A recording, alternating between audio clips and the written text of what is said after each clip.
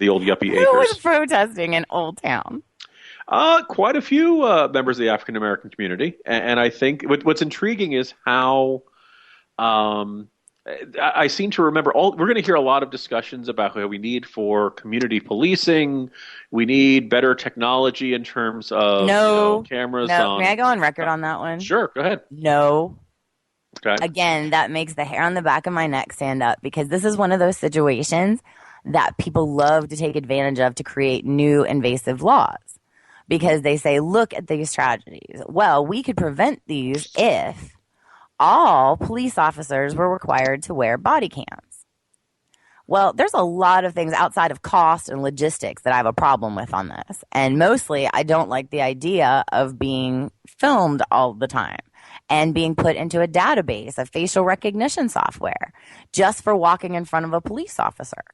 I may not even be, I may have walked up to ask him a question about directions.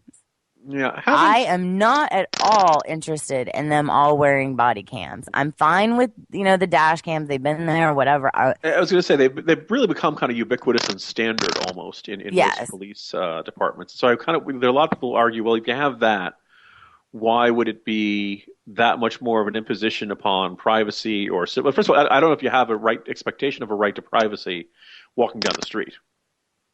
Well, there's right? a certain, not necessarily expectation of privacy, but there is an expectation that you're not going to be loaded into a federal database for facial recognition software.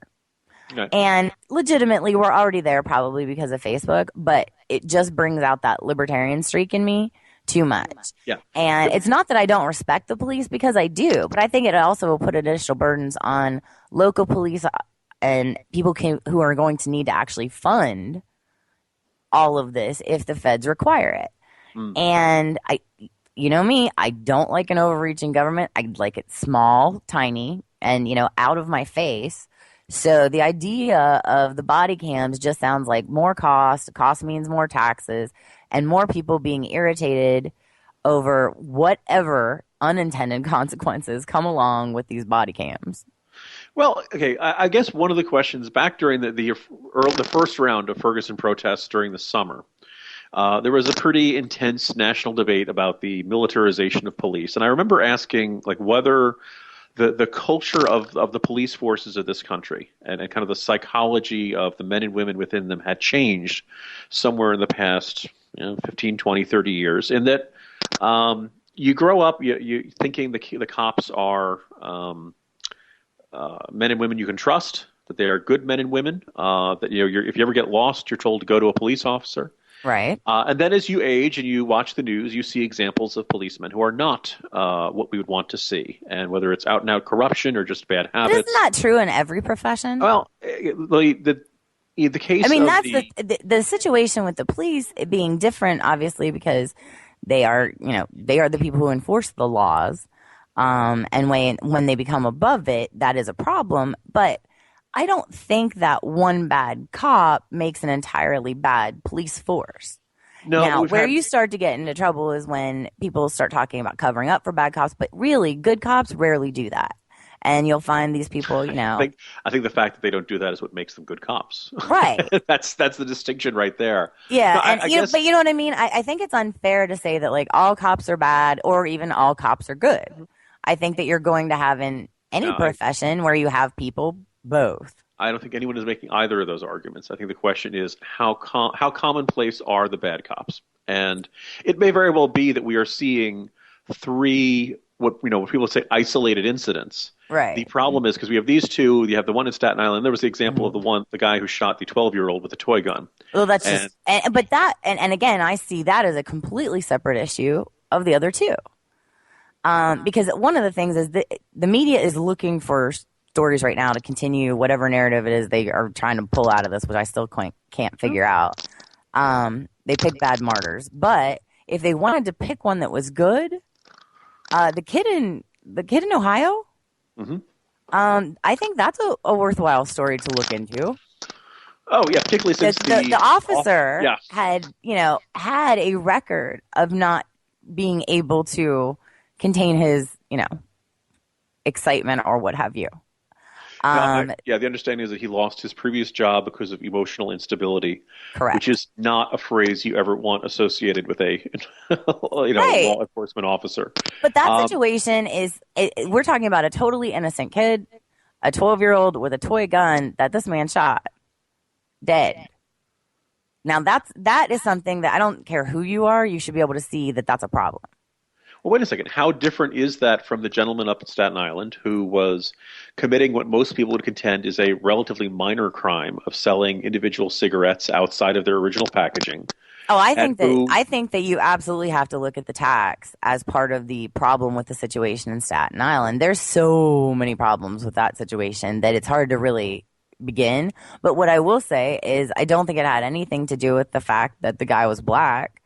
I think it had to do with the fact that they knew him. They knew he sold loose cigarettes. It was an easy roundup for them. Why they sent 5 cops to basically what should have been a citation. yeah, I'm not sure. And as well, far as like those that were, resisting arrest, talk and whatnot, and what have you, and saying you can't breathe, and all of these different things. Look, everybody wants to believe that they're going to act right in the situation.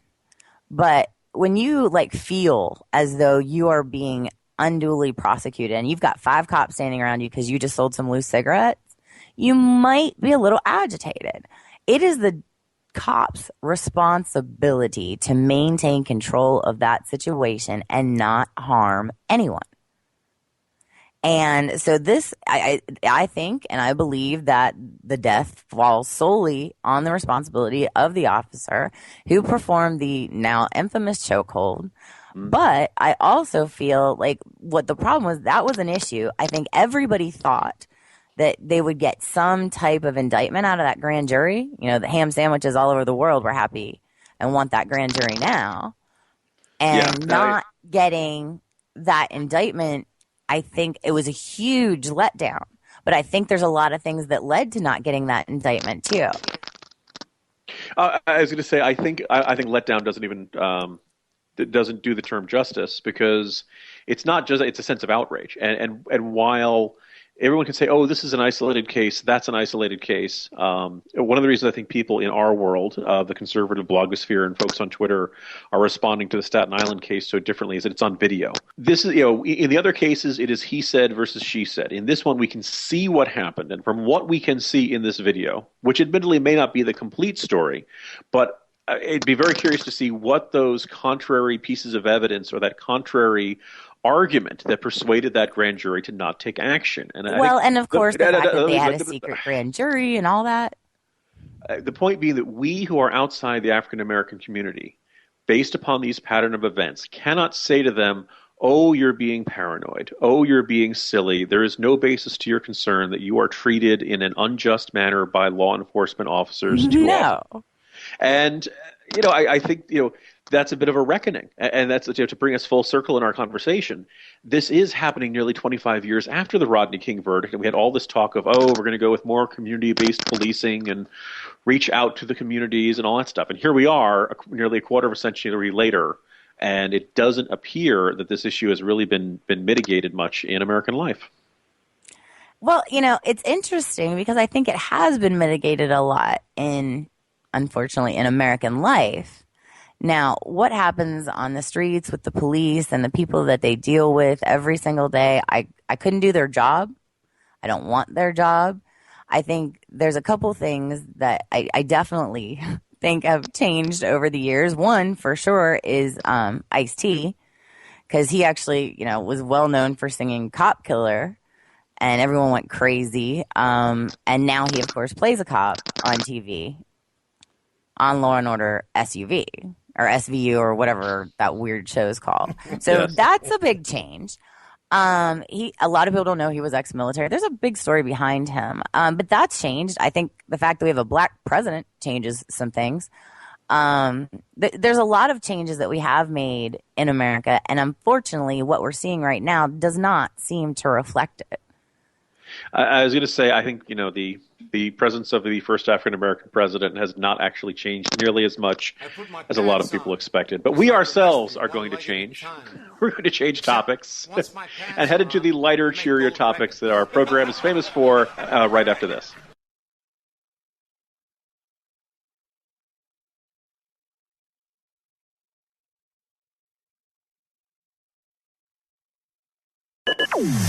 Are you one of the few Americans still able to afford to buy a new car? Well, come on down and see Crazy Barry at Government Motors. G for Government, M for Motor. GM is now Government Motors. Along with seat belts, airbags, and non-skid braking systems, Government Motors builds in protection against greedy corporate executives. Because at this company, the government's in charge. Yes, the trusted institution that brought you the DMV, the IRS, and FEMA is now honoring the warranties on any GM car. Rusty muffler inside your warranty period? Just send a picture of your muffler with your name, latest tax return, and party voter registration to Government Motors, the White House, Washington, D.C. Or for even faster service, call 1-888-GOVERNMENT, where GM's reduced our on-hold wait time to under 2 years. It's the public-private partnership that's too big to fail. Government Motors. Government Motors. Government Motors. Nobody beats a GM deal, not if they know what's good for them. There has been an awakening. Have you felt it? The dark side. And the light. Shortly after Thanksgiving, those of us who consider ourselves Star Wars fans and perhaps not having an entirely healthy relationship with those movies from a galaxy far, far away, had a sudden. There was an awakening that happened that day after Thanksgiving.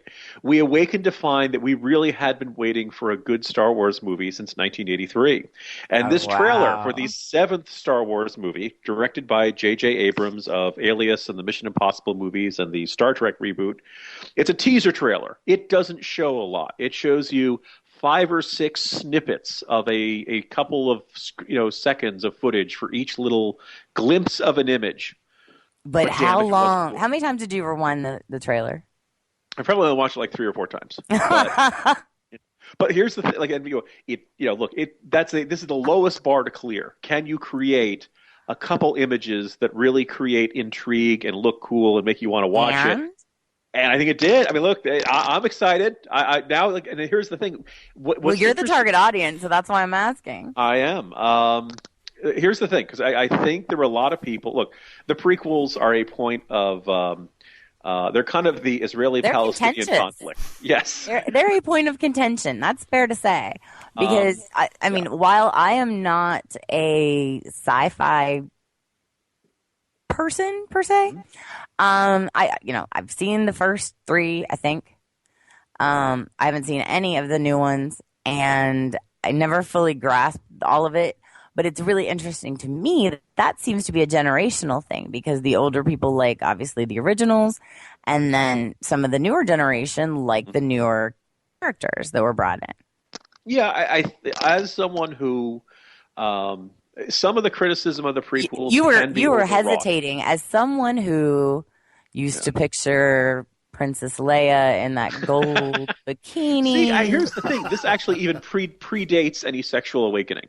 Right? I mean, like, this is, She was the sexual awakening for most of the boys I knew. Maybe for you, Jim. I was 17 when it came out, and I was in love. There you go. That's what I remember, is boys were in love with Princess Leia, and specifically that gold bikini. Friends did a very, very important and very memorable episode about yes, they did. And Rachel dressed up for Ross. Yes. No, but I think, look, for... going back through all of human history, we've had myths, we've had legends, we've had stories we passed down, and George Lucas, in his first effort, tapped into that collective unconscious and told a story that if you were 8 years old, if you were 5 years old, if you were 85 years old, those first, certainly the first 2, and I'm one of those guys who likes Return of the Jedi, felt like the original trilogy told this fantastic story, and it's great and all that stuff. Then along comes the prequels, and there's We could do an entire, like, very lengthy podcast about what went wrong with the prequels. And the simplest answer is just to say that George Lucas. I think I need to clarify that you Yes. could do a couple lengthy podcasts about what was wrong with the sequels. As I previously mentioned, I have not seen them. Yeah, the Red Letter Media does a lengthy, I think it's like an hour and a half dissection of